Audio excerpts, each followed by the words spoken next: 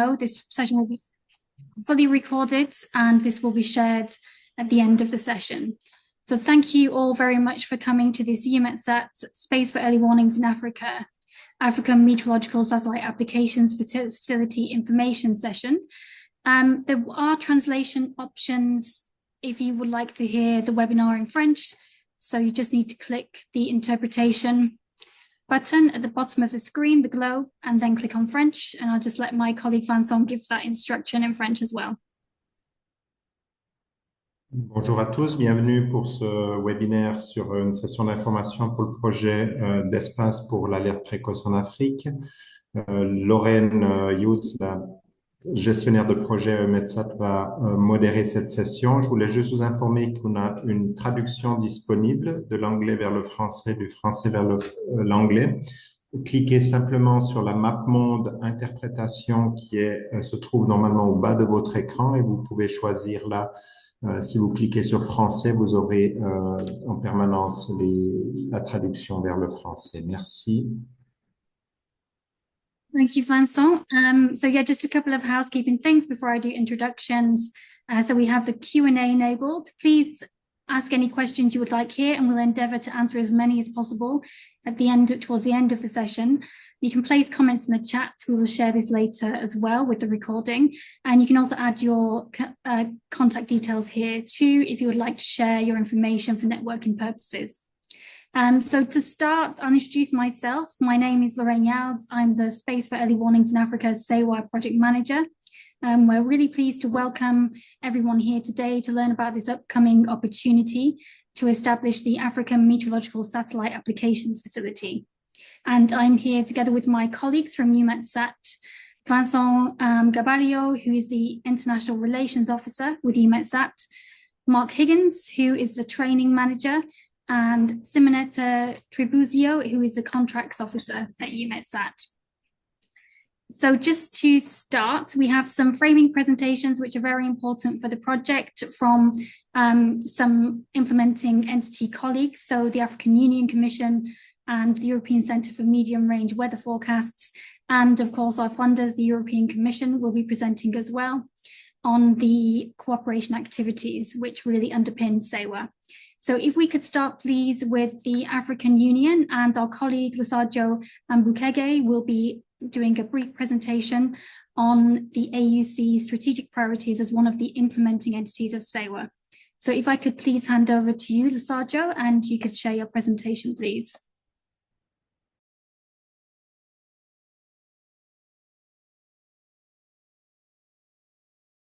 Okay. Thank you so much, for the opportunity and for everyone in this meeting. As earlier alluded to, I'm Lusajo from the African Union Commission, and I'm happy to see some of the familiar faces that we have met before. So to get into the presentation, like earlier mentioned, in this project, we have one component, which is the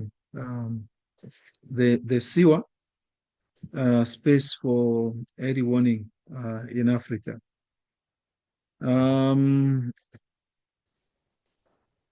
Correct me again, Loren, so that I time myself. You said 5 minutes, right?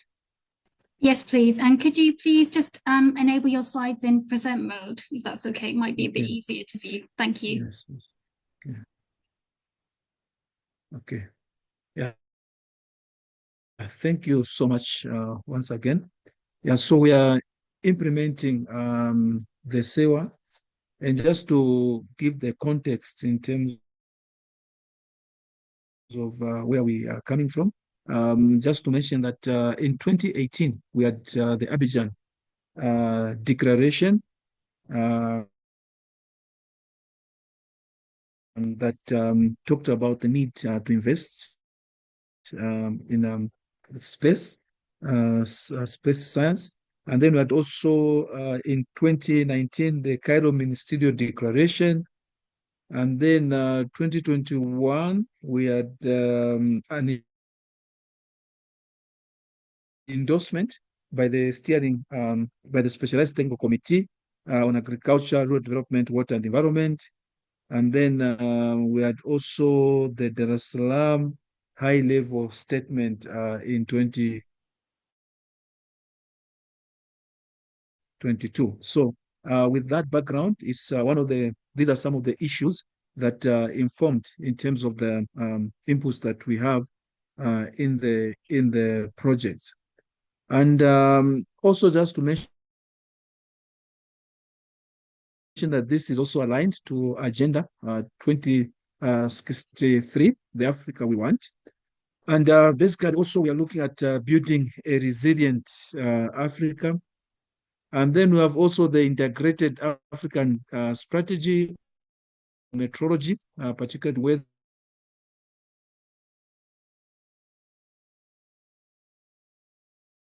weather, water, and climate services, strategy for disaster risk reduction that was formulated in 2004. Then we have also the African Space and Union Climate Change strategy and its action plan. We have also the Africa Multi-Hazard Early Warning and Early Action Systems Framework and its delivery program, the AMIWAS. So this is not a complete list, but these are some of the strategies that the project is aligned to. And then in terms of the outputs of SEWA, we have 5 outputs. The first output basically is one that relates to Earth observation, as the data access, and then looking at value addition in terms of processing, as well as its application and usability. And here we are focusing on meteorological data, numerical weather prediction products and services to enhance early warning. Then we also have the AMSAF focusing on the establishment as well as operationalization and strengthening the forecasting capabilities on the continent. And we have also the third output that is focusing on impact-based focus services and tools, looking at co-designing, co-production, and delivery. Then the fourth output is one that speaks to enhanced coordination or institutional frameworks and knowledge sharing. And the last one is on capacity building, human capacity enhancement. So I want to see that we strengthen capacities of different experts on the continent. So from the 5 outputs that I've just shared, and then we have specific activities to try and operationalize some of these outputs. So I'll try to be a little bit fast in the interest of time. So under output 1, we have the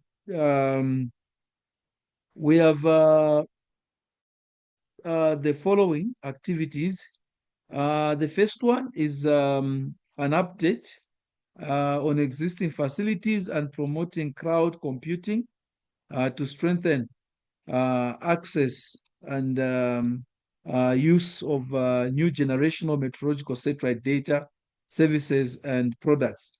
And here we are also looking at utilization of the EUMETSAT 3rd generation, moving from the first generation. Here again, mainly we are looking at generation of global and regional numerical weather prediction models, trying to address issues of challenges relating to data, as well as products that can be used on the continent, at continental as well as regional and national level, with the focus also on providing services for multi-hazard early warning. Then the second activity is one that relates to providing support on the establishment of continental databases. It's an issue that we are looking at in terms of Pillar 1 of multi-hazard early warning systems. And here what we want to see is if we can have databases at continental level. The issues of loss and damage comes into play, but also issues of meteorological data for improvement of global and regional numerical weather and disaster preparedness models. Then on the second output, we have three activities. The first one is on the establishment and operation, establish and operate the first AMSAF for now forecasting and possibly other ranges. So we are looking at now forecasting and other ranges that could help in terms of early warning, because if you look at some of the ranges that we have, they are more medium and long term. So we want to see if we can also move to short term with a focus on now forecasting in the continent. Then the second one is on the experience of based on the experience of the first AMSAF. Now forecasting, we need to assess the potential of developing further AMSAF in key sectors. So can we diversify to other sectors in terms of AMSAF now forecasting?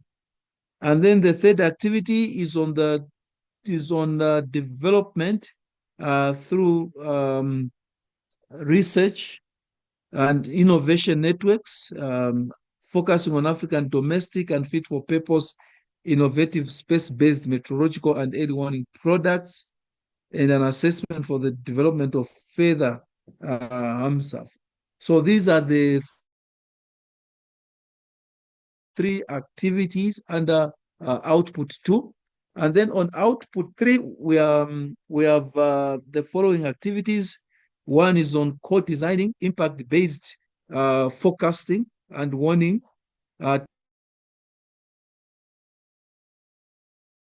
tools for different hazards affect the continent. And this is part of the Africa Multi-Hazard Early Warning and Early Action System, which also speaks to some of the feedback that we have gotten from the users. Intervene, yes. But for the sake of time, I don't know if you hear me. For the sake of time, if you could go to the output 4, which is under AUC, and then this will be also presented by ECMWF later on. Okay. Thank you so much. And then on output number 4, we are looking at coordination and knowledge sharing. And here we are focusing on high-level policy and strategic engagements, leveraging on the political leadership that the African Union is able to provide. So here we are also focusing on high-level policy processes as well as dialogues, AU partnerships, and then awareness, sensitization, and advocacy, among others. Then we are also looking at meteorological and climate data sharing policy, focusing on validation, endorsement, so making sure that we validate our policies, but also have an endorsement from the member states. And the other one also is on the governance mechanisms for AMSAF.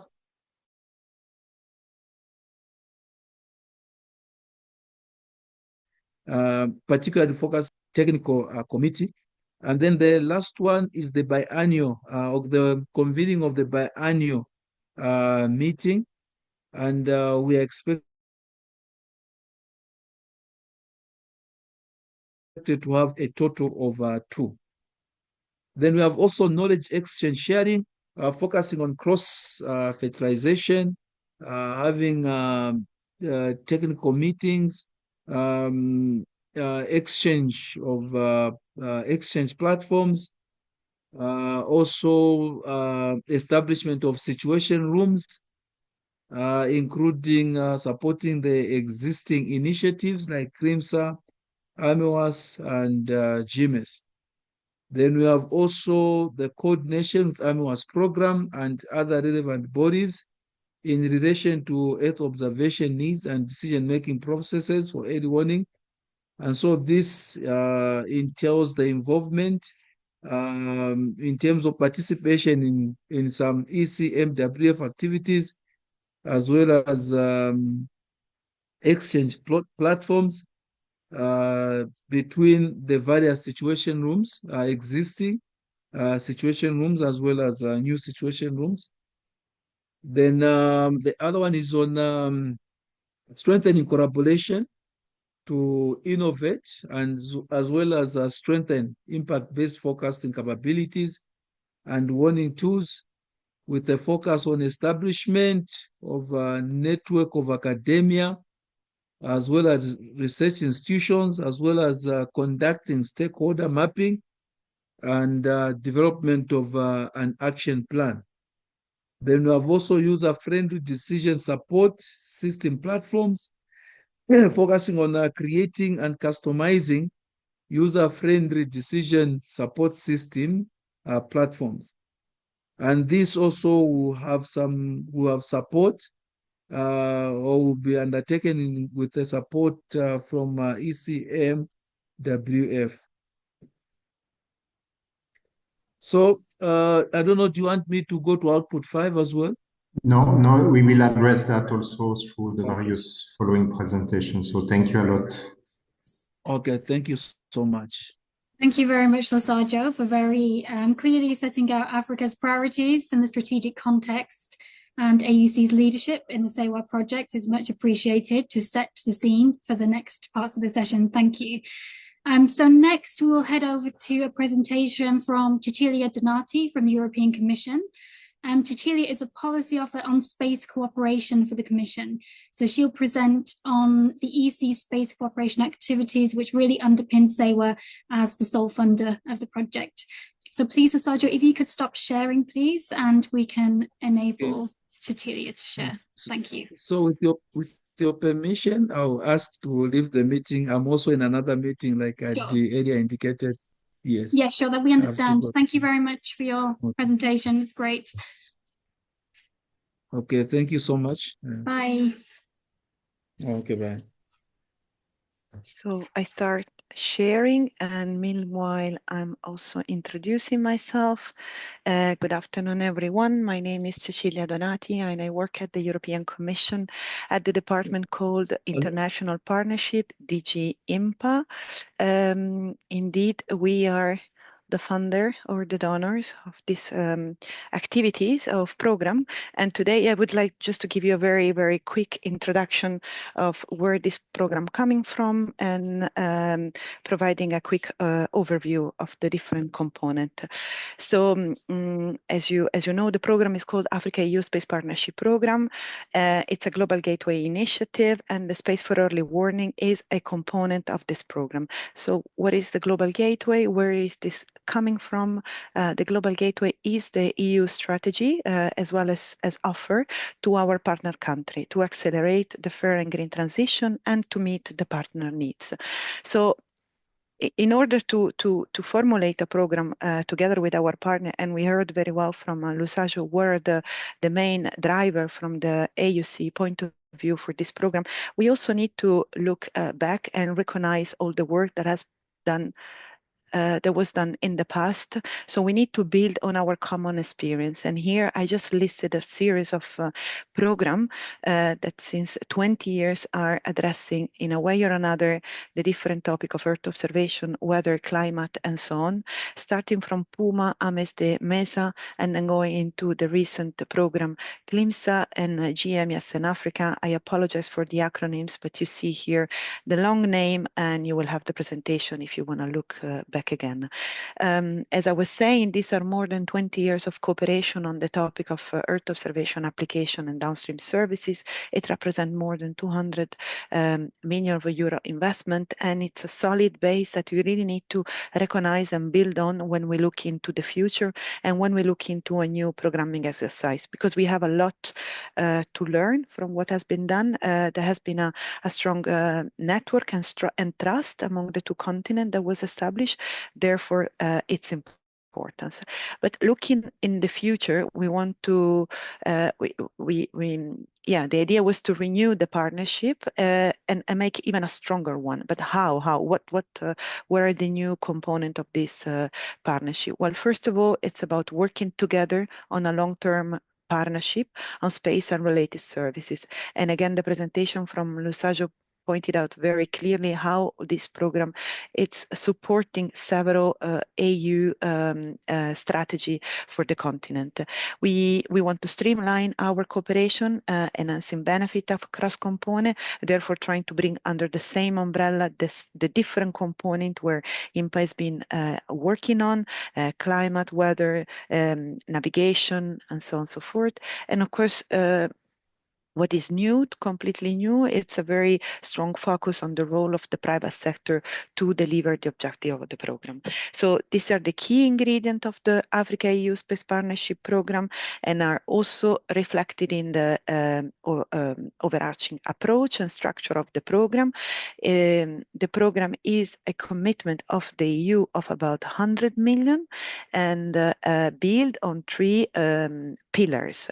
These three pillar approach. It reflects a little bit the ingredient that I showed earlier. It's about strengthening a solid partnership.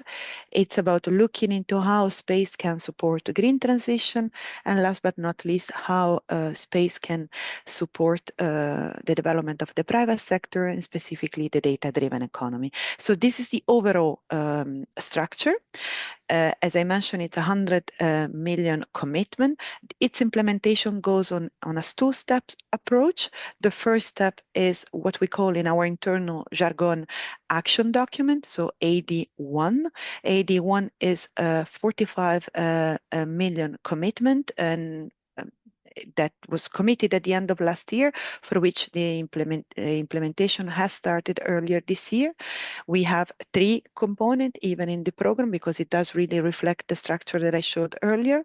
You will see here that there are several partners involved in the implementation of the program.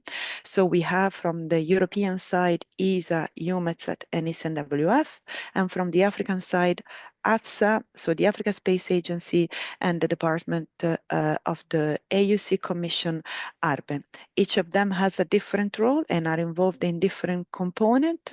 Now, today, as you know it very well, we are focusing on space for early warning and specifically looking at the different activity that the three implementing partner will do.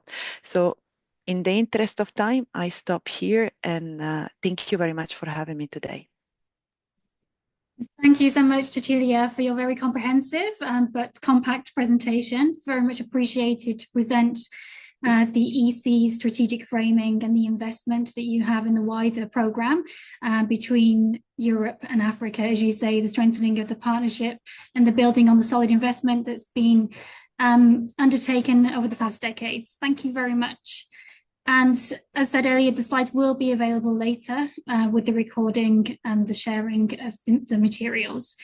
So finally, I would like to hand over to our implementing partner from ECMWF, the European Centre for Medium Range Weather Forecasts, Stijn Vermouth. And Stijn is the head of user outreach and engagement at ECMWF.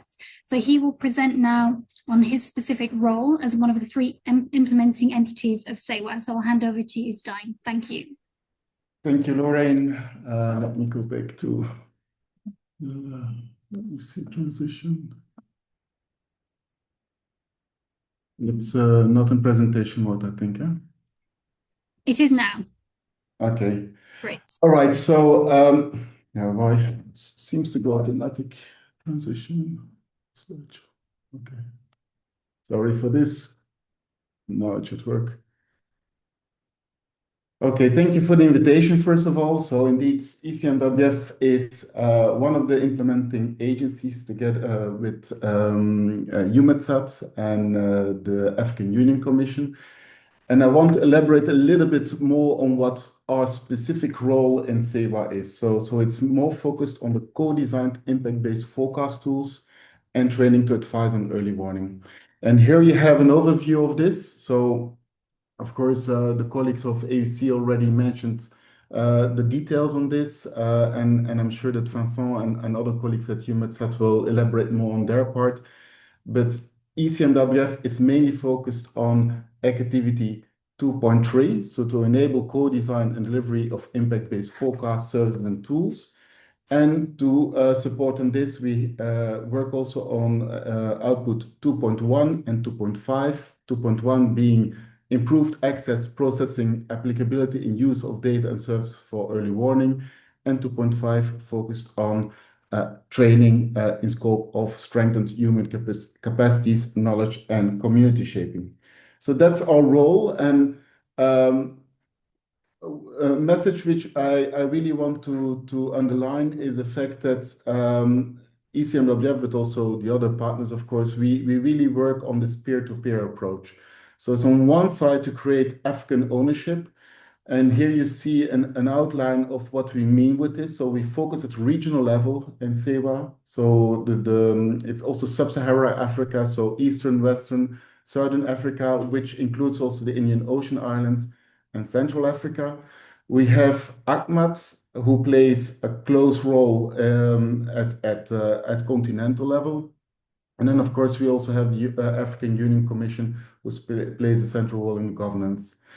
What I also want to underline here is that each of these RCCs will take a role to engage with other essential African entities. So it's not that it stops there. So the regional specialized meteorological centers have a role, and then selected African national meteorological services. But it's up to the RCCs to take that role. And what's also important in that scope is that we really have to respect the mandate of national meteorological services. So we work on early warning. Our role is not to issue early warning. That stays within the mandate of the National Meteorological Service in line with the WMO convention. On the other side of so it's a partnership between Europe and Africa. We also have the European meteorological capability. So we have the National Meteorological Service in Europe, but also related partners who have an active role in the domain of early warning advice and developments. And they are really expected to play a central role to team up with these African RCCs to enable this co-designed approach and to implement these regional pilots on impact-based forecast and training activities. Another aspect which we want to emphasize is that we want to use our own European weather cloud infrastructure. So it's a joint effort between ECMWF and EUMETSAT.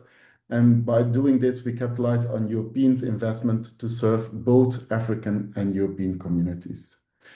Now, before we start, we wanted to do an in-depth scoping study. So we have launched it last week, so last week, Thursday. If you see the link there, and of course the slides will be shared, to go to this ITT so you can have a look, and we hope that we have a lot of bids for this. It closes end of July, so that we can start the implementation of the study in autumn this year. The scope of this study is threefold. On one side, we want to identify existing initiatives, user needs, and gaps and priorities. And we really want to make sure that we have a coherent and complementary approach because there's already quite a lot of activities out there. And by doing this, we really have a clear outline to start from. We also want to use this to select the most relevant hazards. So we will do the selection, but we want the entities involved in that study to propose them, and how this can be done is explained in the ITT. As explained before, we focus on Sub-Saharan Africa, and this study really provides an essential precursor for these 4 regional demonstrators, but we also want to do an assessment at the entire continental level, so besides the regional component. So that's the in-depth scoping study, something very concrete on which we aim to start our funding activities.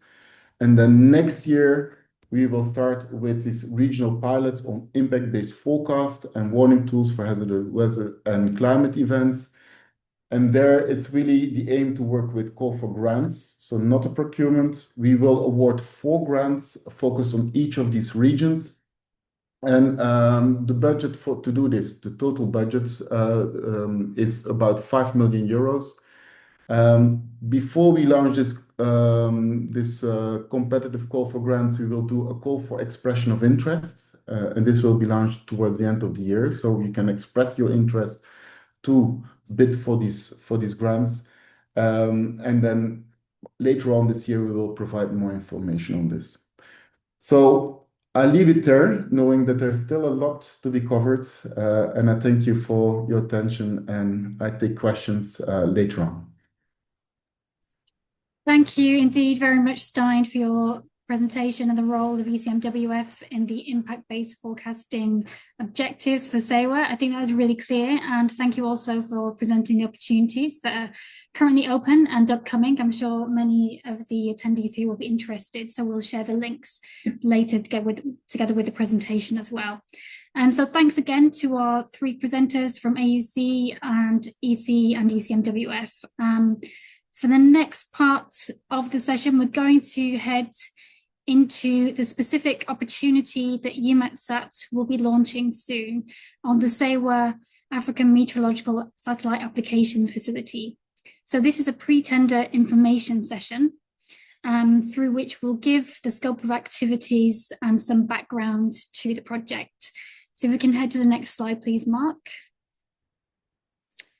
Okay, so there is some background on the SEWA project, which I can probably skip through quite fast because we've heard a lot from our colleagues from AUC, EC and ECMWF. So we can go to the next slide, please. But we'll be covering the specific AMSAF and procurement details as well later on.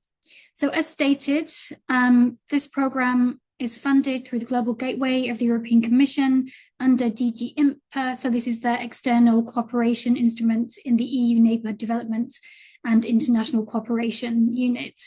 The overall objective, as stated, is to strengthen Africa's capacity to access and utilise space-based meteorological data for early warnings, which enable greater disaster risk reduction. The implementing period is 2025 to 29, and as stated already, we have 3 implementing partners together with EUMETSAT, so the AUC and ECMWF, and the overall budget of the SEWA project is going to be around 25 million euros. So for EUMETSAT's specific activities, they are threefold in terms of objectives. The first is around infrastructure for data access, so ensuring that we enhance African local and cloud-based infrastructure to access the new data that's coming from the new generation of satellites, so MTG. The second objective is around the establishment of the AMSAF. So this was mentioned earlier, specifically in the Sarjo's presentation, around the political declaration and the desire for African countries to have their own satellite applications facility. So we expect the project to establish this and to be able to enable the centres that we're working with to access the data to produce nowcasts for early warnings.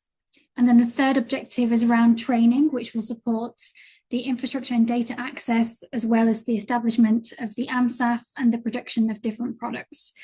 So if we can move to the next slide, please. I'm not sure we need to talk about this in detail. This will be shared, of course, with the recording and the slides, but this is just an overview of the different roles of the implementing agency. So we can move on to the next slide. You may be aware, but there have been a couple of exciting developments this year. So in March, there was the first release on EUMETCAST Africa, the customized operational MTG flexible combined imager data service with the RGBs. So this is the first pre-operational data, and concurrently, the Puma 2025 stations are being deployed into African countries, the national Met services, and they're being tested with the new MTG data. So we can move on, please. And this is really regarding the principles for implementation of the project. So what we really want to see at the end of the project is that African centres can easily access and use this satellite data, and they can support users to fulfil their national or regional mandates. And this is also part of EUMETSAT's long-term strategy, and it's supported by our European member states. We're also building on many years of existing assets, which was mentioned in Cecilia's presentation also. So EUMETSAT is engaged in Africa for around 30 years, and the first African User Forum took place in 1995. The first Puma project started in the early 2000s, as detailed here. And what we want to ensure is that the project is really building on this long investment and cooperation, that we're learning from these different projects and that we're building something bigger going into the future. So I think we can move on, please. So just going into a bit of the detail on EUMETSAT's objectives. So we'll have a greater role in SEWA other than the AMSAF as indicated. So we'll have some different work that will be contracted in separate contracts. So in addition to the contract and the opportunity being presented here today. So these are around data access. So consolidating existing infrastructure, so further upgrades to the Puma stations, and the upgrade and maintenance of 4 RAS Africa stations. So different centres can access polar orbiting satellite data as well as the MTG data. We also want to ensure that a new access mechanism for MTG is provided through EUMETSAT terrestrial, so that some African centres, as many as possible, can access the full suite of data wherever possible. And we'll also be looking into cloud computing for nowcasting in some other centres too. So moving on to the next objective, which is a focus of today's session. So this is on the AMSAF, as Ellie indicated.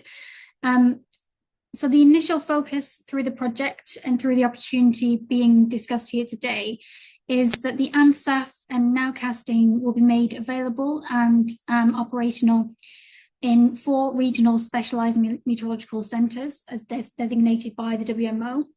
And they'll develop products for their national meteorological and hydrological services in their regions. We also expect alongside this, an AMSAF roadmap with initial studies will be developed that will detail how this can be taken forward in the future and what kind of products might be developed in each region. And then the third objective was around training, which will support both the first objective and the second.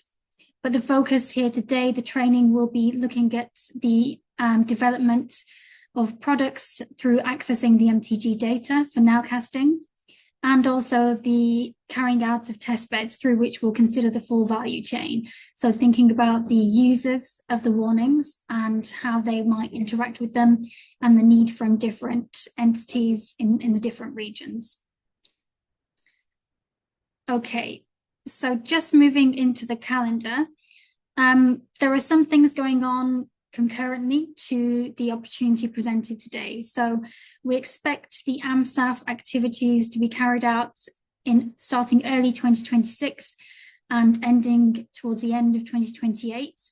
This year is dedicated to preparing these activities, so publishing the invitation to tender and ensuring that we have other partners on board. And then we'll also be carrying out other contracts with regard to the RAS, the cloud-based environment, and the Puma upgrades later in the project too. And throughout the duration, we expect the EUMETSAT terrestrial connection for the RSMCs to be enabled. Okay, so we can move on to the next. This is just to state again that we're coordinating very closely between EUMETSAT, ECMWF, and the AUC. And we want to ensure that we're really leveraging on different partners' strengths, and we're doing this in synergy to maximize the impact for the partners that we're working with. And just to reiterate, the overall objective for these activities are to ensure this continuity of satellite access by African Met services. And this will be consolidated with this new generation of satellite data from MTG, and we would like the focus to be on input for early warnings, which will enable disaster risk reduction. And then we'll move forward into the next part, which is a little more detail on the AMSAF procurement expectations and scope. So already within the AMSAF, we have identified African entities that we'll be working directly with through EUMETSAT. The scope of the specific activities for the AMSAF is to install and operate the NWC SAF software in the 4 regional centres in Africa, which are identified here. So we have the Senegal Met Service, ANASIM, KMD, the Kenya Met Department, the South Africa Weather Service, and the Cameroon Meteorological Service. So these are pre-identified partners that EUMETSAT will be working directly with through separate contracts, but also should be engaged in this main tender opportunity as well. We'll also have ACMAD as Continental Technical Coordinator and will provide continental leadership. And we want to acknowledge as well that we're working closely with the VLab Centres of Excellence for the training, which is part of their regular activities. The initial conversations with the identified African partners took place last year. So there was a workshop at EUMETSAT headquarters in December 2024 to start to discuss the AMSAF implementation and what this means for the separate RSMCs. So moving on to the next slide, we can see here the proposed contractual approach.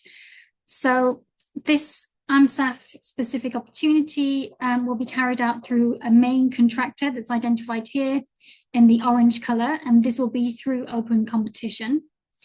And we will have this direct relationship with the African entities already identified to ensure that they can participate fully, and this also promotes African ownership and sustainability of the project.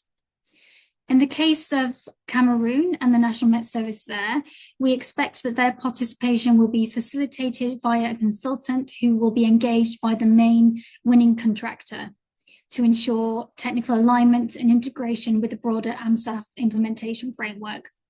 So you can see below here that we have the 4 contracts directly negotiated with the 3 remaining RSMCs and ACMAD as Continental Technical Coordinator. Okay, so if we move on to the scope of activities, so this is what we envisage will be carried out under the AMSAF Assistance Service through this main contract. So to start, we would expect that the contracted agencies would engage fully with the RSMCs and ACMAD to establish the implementation priorities for accessing MTG data and for producing nowcasting products and establish those working relationships. So this then relates to point 2 on defining the scope of the initial products to be developed, utilizing the MTG data and the NWC SAF software as a starting point, and ensuring that this is really adapted to the different diverse regional needs. The third point is around ensuring that there is adequate access and processing infrastructure at each RSMC. So this will be detailed a bit more in the next slide. And that the NWC SAF software is able to be implemented, and there is the establishment of product dissemination chains. And this will include both cloud-based and product distribution systems, depending on the capacities and the needs of each centre. Point 4 is around supporting the RSMCs in user engagement, including the testing, training, and iterative refinements of the system based on the operational needs and the needs of users. 5 is around the knowledge transfer and peer learning between the RSMCs, so supporting this and ensuring that the national partners through the NMHSs also are involved in this peer learning activity too. And we expect these training activities will be delivered in partnership with the African WMO CGMS Centres of Excellence in Satellite Meteorology. And finally, we expect the winning contractor to coordinate fully with all the other SEWA partners to ensure effective alignment with the broader project goals, and the sustainability of the outputs is really important and integral to what we're doing. So moving on to the next slide, I'm not going to read this in detail, but this will be shared with the recording for your information around the infrastructure approach for the AMSAF nowcasting service. There are two different approaches identified here, and at the bottom of the slide, we state what we expect the contractor to do in selecting the different approaches for the different regions. And on the next slide, I'll hand over now to my colleagues, Mark Higgins and Simonetta Tribuzio, who will go over the procurement information and instructions for the bid. Thank you, Lorraine. So the action's financed under a particular set of EU regulations as mentioned. So what this does is dramatically expand the eligibility. So if you're used to working with EUMETSAT contracts, the process here is much, much wider in eligibility and includes almost every African country. So it's a very broader environment. The instrument is listed here so that you can look it up. In this context, so the mandate for the contracting has been delegated to EUMETSAT. So we'll be providing our own procurement rules for the implementation of this action.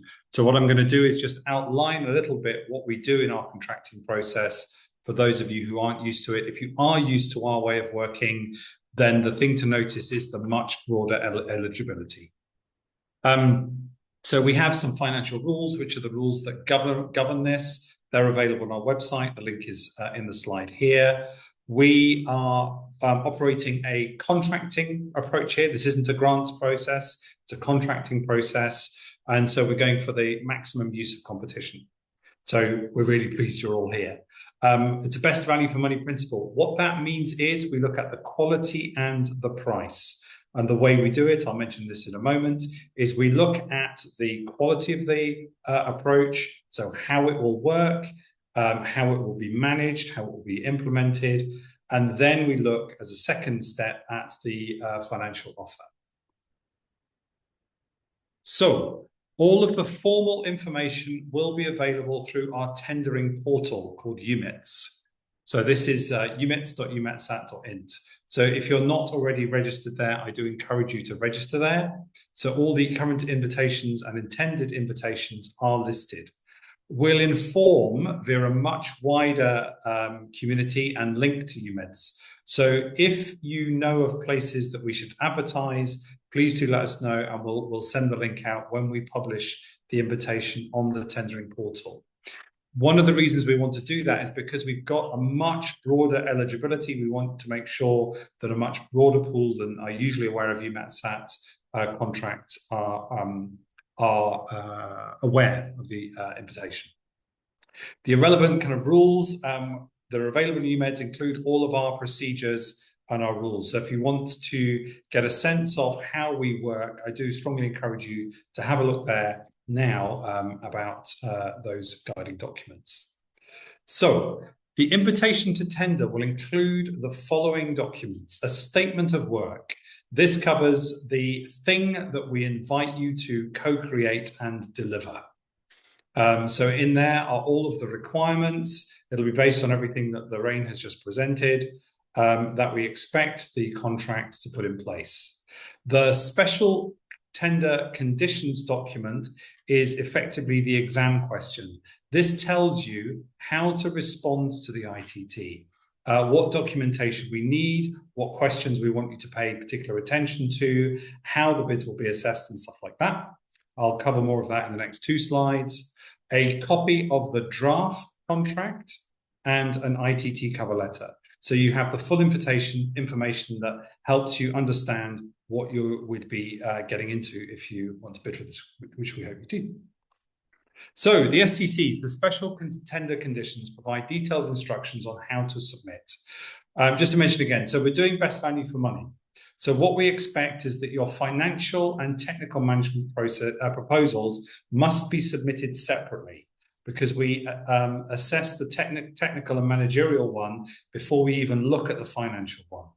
So we go through, we look at the requirements in the statement of work, we look at the history of your company, we see how well the quality that you're proposing in your response matches what we're expecting to see. We score that before we even think of looking at the financial offers. And we want to do that to really balance out and make sure we're doing a best value for money approach. And we use a little scoring-based system to do that. I'll give you an indication of that in a second.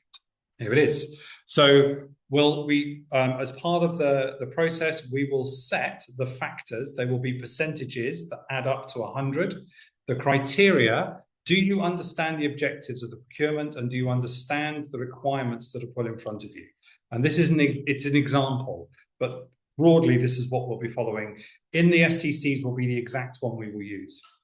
The quality and the completeness of the proposed solution. So do the technical approach and your management approach match what we need? Have you got experience in your company or in your group of companies or consortium that are bidding to do the work? So the key personnel, your backgrounds, proposed subcontractors, have you done similar work? Are you able to comply with the tender requirements and accept the conditions, and then the pricing? And typically, although this will be the exact numbers will be published in the ITT, the price is about 30%, the compliance is 10%, and the rest is split between the other three criteria. If you have questions prior to the publication of the ITT in EUMETS, do email ops@eumetsat.int. And what we will do is any questions you submit, we'll generate the answer, and we'll send it out to everybody in this session. We really want everybody to have all of the information. So if you've got pre-ITT questions, do send them there. Once the ITT is open, then questions will be submitted through the tender portal.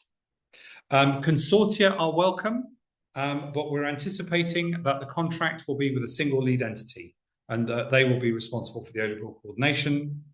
We're expecting you to bring together the full range of technical, regional, operational experience required. So we want to see the full range of competencies that can deliver everything Lorraine has talked about. And you've got to be able to describe your approach to working with the African partners, the pre-identified ones, and really demonstrate the regional institutional dynamics. This is much more than a technical project. So this is a bit of a clue for those of you who are used to working with EUMETSAT on technical and engineering contracts. Pay a lot of attention to the context in which this is being done and think about how you're going to address that. The tentative ITT schedule, we're having the information session today. We're anticipating the ITT publication in September. We will have a tender conference, so that's once we're inside and we've got the very specific statement of work established. And the ITT closing will be in the end of 25, and we anticipate in early 26 the contract award and the kickoff, and the end of the contract, the end of the baseline contract, will be at the end of 2028. So if you wish to, so many of you already have, introduce yourself in the chat, which is fantastic, and do highlight if you would like to network with others or build particular networks in order to prepare joint bids. We're very happy for you to engage in that. And now we can go over to Q&A. So back over to you, Lorraine. Thank you very much, Mark. So I hope that was clear, but we're open for questions and answers now. So should anyone have anything that they would like clarifying, particularly on the SEWA AMSAF contract, we welcome questions now. For questions perhaps on the ECMWF project, if we don't have time today, we can answer that via email following the session, and we'll endeavour to answer all questions. Even if we can't today, we'll answer them via email in a question and answer document. So please do go ahead and ask any questions that you might have to clarify anything on the AMSAF. Otherwise, perhaps Stein can quickly answer the question that we have on the ECMWF contract. Go ahead, Stein. Yeah, so Birgitta asks, if you participate in the scoping study, can you still bid for the regional early warning tool planned for next year? Yes, you can. So there are several reasons why we want to keep it open. One reason is because one is an ITT, the other one is a call for grants. Another reason is we need to get the community involved to do this in-depth scoping study to be able to come with a complete picture of what's out there. And if you would start to limit it, we would be in a situation that we may miss some of these elements. And the third element is also, it's not because you're good in an in-depth scoping study and you have all the skills to do this well. that you will also be able to put all the knowledge on the table for the actual early warning tools and applications. So it's open. We thought about it, but if you're interested in both, please go ahead. Thank you very much, Stein. That's very clear. You can bid for both. Questions being answered with clear rationale. So we have one more question from Ahmed Hamido, who asks, what kind of company profiles are expected for the SEWA specific tender? And is it more like a comprehensive long feasibility study covering all aspects you mentioned, or does it involve some software development too? So perhaps I can hand over to one of my colleagues. So Mark, would you like to take this question? Yep. And Ahmed noticed that we've given you a lot of dense information. We apologize for that. The idea here is, of course, is to give you the information a little bit early so you can start to digest before the ITT is published. So we're expecting the SEWA AMSAF, so this is specifically the AMSAF element, to deliver the working collaboration with the RSMCs so that nowcasting products are being developed, utilized by the regional weather services, that feedback is being given back from the NOHSs, back to the regions, innovations and evolutions are being put in place and coming back. So it's much more about the prototyping, piloting and embedding of operational approaches to nowcasting. So I just take there was a question on what does AUC stand for, just saw in the chat. So AUC is the African Union Commission. Great. Yeah, there's another question. Perhaps Vincent, you would like to answer what the role of the regional climate centres is in the AMSAF contract. Yes. So regarding the role of the regional climate centers, so following a workshop we had with all RSMC and regional climate centers, there will be cooperations between both the regional climate centers and the RSMC. However, for the AMSAP, we will mainly work firstly in partnership with the RSMC, while ECMWF, for the impact-based forecast, they will work in much closer coordination with the RCC. But there will be some mechanism also enabled by AUC, as we have seen, to ensure that there is a good coordination level between what will be done for the AMSAP, which is more releasing nowcasting products and what will be done at regional levels through ECMWF and the RCC for developing impact-based forecast tool.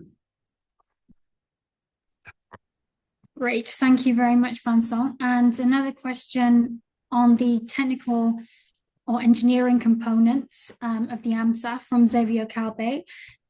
So the question is, for this component, is it expected that it will be built by local companies, or will it be after training, or will it be delivered directly by the main contractor?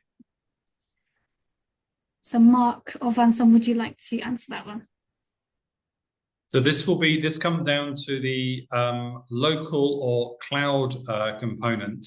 So if the work is happening inside the cloud, what we expect is there's a collaboration between the contracting team and the RSMCs to put in place the nowcasting SAF and other nowcasting tools.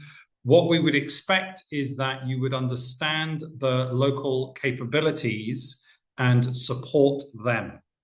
So that's going to be step one, and that might happen in the cloud. Or you may find you're working in a context where the local partner, the RSMC, is happy to run the software in their local HPC, and then they might just require some additional support. Thank you, Mark. And there's a question from Cheno Louis Mendes in French on the dissemination and dispatching of the MTG stations, which I think perhaps would be best for Vincent to answer. Oui, merci. Je vais profiter pour parler en français. Merci, Monsieur Mendes. Pour ce qui concerne le déploiement des stations Puma pour MTG, donc les stations Puma 2025. Ce déploiement est effectivement en cours déjà dans un projet existant qui s'appelle CLIMSA. Le déploiement est mené par la Commission de l'Union africaine et son contractant Technavia. Il y a nous venons d'informer en fait le RIDEG, qui est l'expert groupe sur le plan de déploiement. Actuellement, il y a à peu près 5% des stations qui sont déjà été déployées, principalement en Afrique australe et en Afrique de l'Est, et pour ce qui est, mais il est prévu que le déploiement soit fini pour octobre 2025. Merci. Thank you very much, Vincent. So I think we'll have to unfortunately close the session soon. We haven't had too much time for questions and answers, but if you do have anything at all further that you would like clarifying, please do just type in the question and answer box, and we can answer following the webinar when we send out the recording, the presentation slides. We'll also send out a Q&A document, which we will answer all the specific questions that everyone has. So please do type up anything else that you would like to ask in the Q&A. Lorraine, I'm just noticing there's one more question just come in. Will the bids be subdivided into different components? For the purposes of the AMSAF, no. We're not expecting lots, so that it won't be subdivided. And just a question on the upgrade of RAS station be done or during the AMSAF implementation. It will run in parallel but start later. Just on the James Nyanga, will be one contract by ECMWF. Great, thank you very much. On James's question, so I just point out the ECMWF contracting and the EUMETSAT contracting are separate. Thank you. I hope that answers some of your key questions. Sorry that it's been a little short, but we will publish the recording along with the presentation slides and the Q&A documents following this webinar, in addition to the list of partners that identified themselves as wanting to be on that list for networking purposes. Just to remind everyone, please do register at the eumetsat.int portals to ensure that you get the notification of the invitation to tender once that's published. And if you have any further questions, please do email them to ops@eumetsat.int. Okay, so I think my colleagues actually want to take a couple more questions right now. So please go ahead, Vincent, if you would like to specifically. We'll just take one or two more. We've also got people waiting to get into the room. Yes, okay. In the consortium formation, is private sector to be included for sustainability and more customized business opportunities? The AMSAF is aimed at the public weather service. So the idea is that we are improving the nowcasting weather forecasting services. However, we fully expect that there will be private companies involved as well. Of course. And what we'll do with the others is we will take them, and as Lorraine suggests, we'll provide email answers to those questions. So thank you for submitting them. Thank you. Over to you, Lorraine, to wrap up. Thank you, everyone, again. Thank you for attending today's session. I hope it was useful. Please do, again, submit the questions that you have to the ops@eumetsat.int email address. And I'd like to once again thank our co-presenters, the African Union Commission, the European Centre for Medium Range Weather Forecasting, and the European Commission, who gave great framing presentations on what the SEWA project is about and hopes to achieve. And we'll be in touch with everyone via email with the recordings, the presentations, the Q&A, and the list of partners who have identified themselves for networking. Thank you again. Have a great rest of the day, and we look forward to seeing you all soon, hopefully.